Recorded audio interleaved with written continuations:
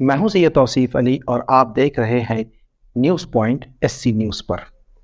वैसे देखा जाए तो ऐसे बहुत सारे मुद्दे हैं जिन पर आज इस वक्त बात करना बहुत ज़रूरी है, क्योंकि जैसे जैसे वक्त इलेक्शन का करीब आ रहा है, देश में नए और अलग मुद्दे उठ रहे हैं जो देश की जनता के लिए अहम है।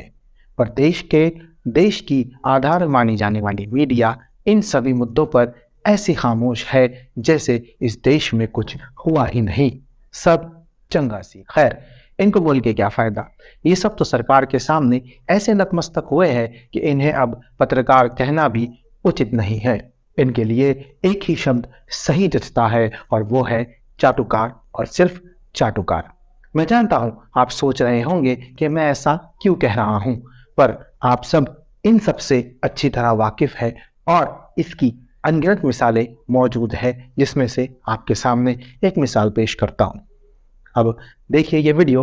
इस वीडियो में एक कार्यक्रम था जहाँ पर PM Modi as a chief guest मौजूद थे और ये चिल्लाऊ चाटुकार पत्रकार किस तरह से नतमस्तक हो गया कि PM को भी लगा कि भाई बस कर दे पगले, अब क्या रुलाएगा क्या। देखिए वीडियो। प्रधानमंत्री जी, आज इस मंच से आपसे हम वादा करते हैं कि हमारी भी रिपब्लिक मीडिया नेटवर्क की पूरी लगन से, पूरे कमिटमेंट के साथ आपके विजन के दिशा में हम अपने प्रयास भी जोड़ेंगे। प्रधानमंत्री जी, आपने एक शब्द का जो आपने यूज किया था लाल किले से, एस्पिरेशंस। प्रधानमंत्री जी, आपने दोनों चीजों में चेंज लाए। आप एक तो आपने एस्पिरेशंस बहुत बढ़ा दिए। आप किसी से भी मिलिए प्रधानमंत्री जी, मुझे अभी भी याद है आपकी विक्ट्री स्पीच शायद बड़ोदरा से, जब आप 16 मई शाम 6:30 बजे, प्रधानमंत्री जी, शाम 6:30 बजे, और आपने अपने स्पीच में एक बहुत यंग लड़के से बात कर रहे थे, 1-to-1 की हम उस दिशा में काम कर रहे हैं कि what we do should help you. प्रधानमंत्री जी, आपने you have change the aspiration of every Indian today. मजाक करते थे लोग पहले कि बुलेट ट्रेन की जरूरत नहीं है, आज देख रहे हैं लोग, एक्सपीरियंस कर रहे हैं, द एस्पिरेशंस ऑफ चेंज। प्रधानमंत्री जी, आपने रेलवे में जो आप काम कर रहे हैं, जो 70 साल से हमारे एस्पिरेशंस कम हो गए थे, और आज आप अगले 7-8 साल में, आज हमें पता चला, आज सुबह का सेशन चल रहा था, अश्विनी जी आए थे, तो मुझे पता चला कि अगले 7 साल तक हर कोच, हर पैसेंजर कंपार्टमेंट, पूरे देश की रेल व्यवस्था, रेल स्टेशन कंप्लीट ट्रांसफॉर्मेशन कर रहे हैं। प्रधानमंत्री ji, that is a big thing. आपने एस्पिरेशंस बढ़ा दिए हैं, and I can tell you प्रधानमंत्री ji, at the pace at which you are going, I truly believe all of India will be, आपने कहा extreme poverty, at the pace at which you are going, Pradhan Mantri ji, you have eliminated poverty next, and you will, Pradhan Mantri ji, take every Indian to at least middle class in our lifetime, and that's going to be the biggest transformation of the country. Second thing, Pradhan Mantri ji, आपने जो आयुष्मान भारत की बात कही है, जो आपने 80,000 करोड़ का figure दिया है, वो वही जान सकता है जो एक्सपीरियंस करता है। प्रधान, हमने देखा है कि families have got finished big in this crisis, जो आप कर रहे हैं। प्रधानमंत्री जी, एक बात जिस पर आपने नहीं कही, मगर all of this audience, all of the country feels proud today. प्रधानमंत्री ji, when an average Indian travels out of India today, I want to tell you honestly my experience. आप विकसित भारत की बात कर रहे हैं प्रधानमंत्री जी, आपको मैं 1-to-1 कहना चाहता हूं, हर व्यक्ति में से एग्री करेगा। जब हम आज लंदन से मुंबई आते हैं ना प्रधानमंत्री जी, या कहीं भी आते हैं, we feel we are already coming to a developed country. It is incredible.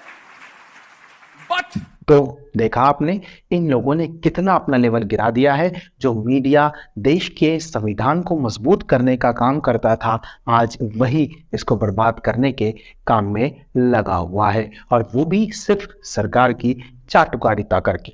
और न जाने कितने झूठ बोले इस चाटुकार ने, जो वीडियो में आप देख सकते हैं। आपके लिए डिस्क्रिप्शन में लिंक मौजूद है, जाकर देखिए कि चाटुकारिता की सारी हद कैसे पार की जाती है और कमेंट करके ज़रूर बताएं आपका एक्सपीरियंस। ये तो सिर्फ एक ही मिसाल है, ऐसी अनगिनत मिसालें सोशल मीडिया पर मौजूद है जो आपको साबित करेंगे कि ये किस तरह से काम कर रहे हैं। अब बात करते हैं अभी फिलहाल के अहम मुद्दे की, और वो मुद्दा है द केरला स्टोरी। ऐसी फिल्म जो रिलीज हो चुकी है और जिसके रिव्यू के तो क्या कहने, आप खुद ही देख लीजिए एक के बाद एक स्क्रीनशॉट आपके मोबाइल स्क्रीन पर।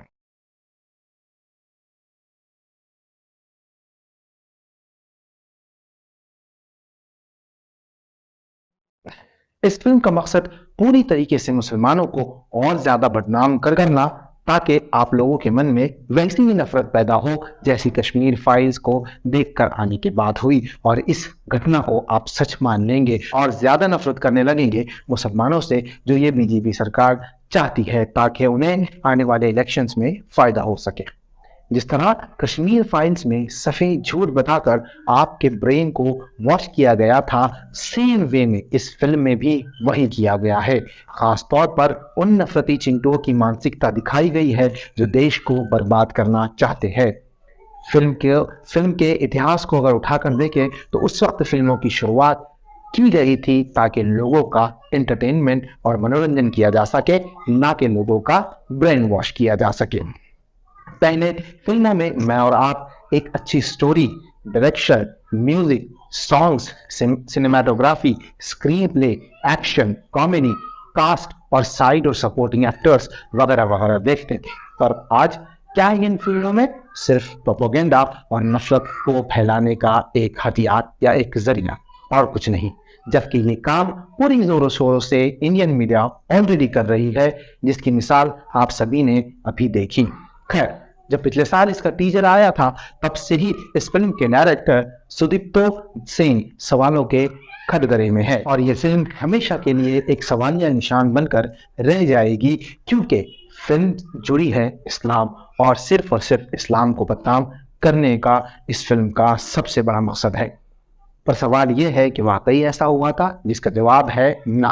वो भी क्यों, मैं आपको बताता हूँ। जैसा कि इस फिल्म में बताया गया है कि 32,000 लड़कियों को जबरन धर्मांतरण करवाकर अफगानिस्तान और सीरिया ले जाया गया और वहाँ ISIS ज्वाइन कराई गई। क्या ये मुमकिन है?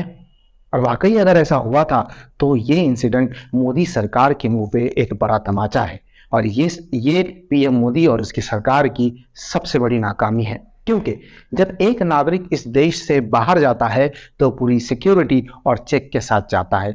तो क्या ये सारी 32,000 लड़कियां नीरव मोदी, मेहुल चोकसी, विजय माल्या वगैरह की बहनें हैं जो हवा में विदेश पहुंच गई या विदेश चली गई? पूछिए ये सवाल आप मोदी सरकार से, और मोदी सरकार को मेरा ये कहना है कि लोगों को भटकाना बंद करे और असल मुद्दों पर राजनीति करे।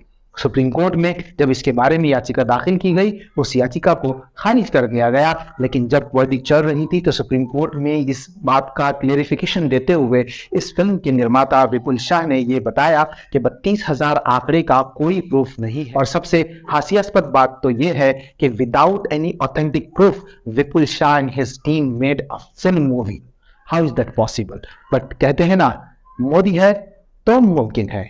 फिल्म की स्क्रिप्ट को देखकर ऐसा लगता है कि किसी बीजेपी के राइटर ने लिखी हो, क्योंकि फिल्म में वही बताया गया है जो बीजेपी अपने राज्यों में बैन करवाने पर तुली हुई है, चाहे वो हिजाब हो, लव जिहाद हो, धर्म परिवर्तन हो, वगैरह वगैरह।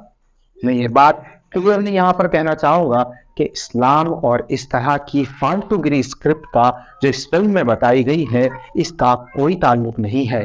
फिर भी आपके दिमाग में ये घुसा कर आपको असल मुद्दों से फिर भटकाने की काम शुरू हो चुका है। फिल्म सिर्फ प्रोपेगेंडा है और कुछ नहीं।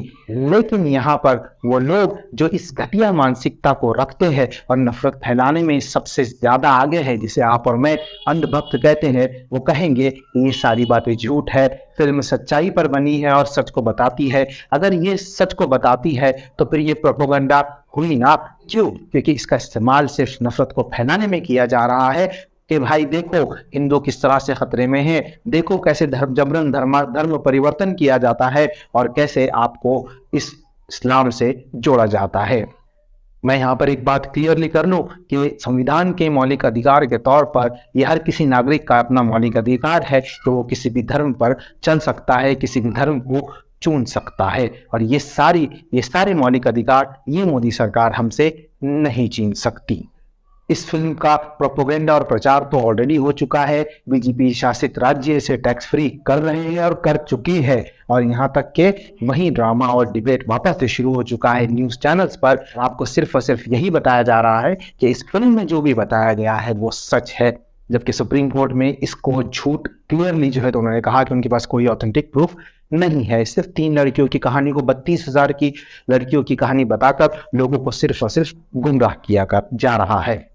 और यहाँ पर आखिर में एक बात और कहना चाहूँगा कि अगर पूरा गोदी मीडिया किसी एक सब्जेक्ट या किसी एक टॉपिक को लेकर आपसे डिबेट शो या फिर प्राइम टाइम बता रहा हो तो इसका क्लियरली ये मैसेज आता है कि स्क्रिप्ट ऊपर से आई है और कहीं से नहीं। खैर, मेरा तो काम है आप तक इस तरह के सही मुद्दे लेकर आना जो मैं हमेशा से लेकर आता हूं। आज के लिए सिर्फ इतना ही। तब तक के लिए सैयद तौसीफ अली को दीजिए इजाज़त और देखते रहिए SC न्यूज़, खबर वही जो सच है। अगर आपको हमारा ये वीडियो पसंद आया हो तो इसे लाइक और शेयर ज़रूर करें, और हाँ, SC न्यूज़ को सब्सक्राइब और फॉलो करना ना भूलें। साथ ही बेल आइकन दबाएं ताकि कोई भी न्यूज़ आप मिस ना करें। तो जुड़े रहिए हमारे साथ और देखते रहिए SC न्यूज़, खबर वही जो सच है।